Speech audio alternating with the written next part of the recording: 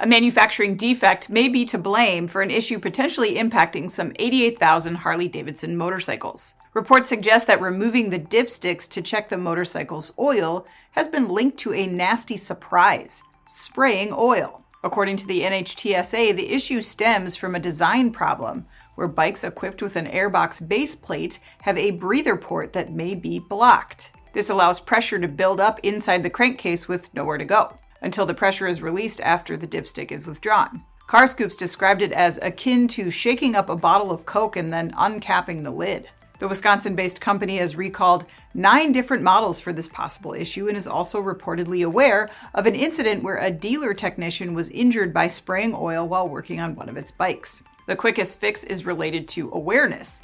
If technicians and bike owners can release the built-up pressure slowly, they can prevent the Coke bottle effect from occurring. Even better, owners of the motorcycle should bring in their recalled bike for a free repair of the blockage if necessary.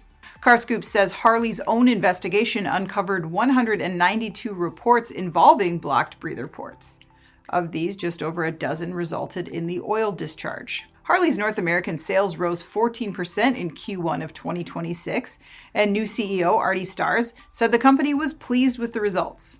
Still, the company's profits plunged 81% year over year, an outcome attributed to tariff costs, higher sales incentives, and unfavorable product mix. Last month, Harley also unveiled a new strategic plan, Back to Bricks, with the goal of adding more affordable models, gaining market share, and improving its operating efficiency. I'm Anna Wells. This is Manufacturing Now.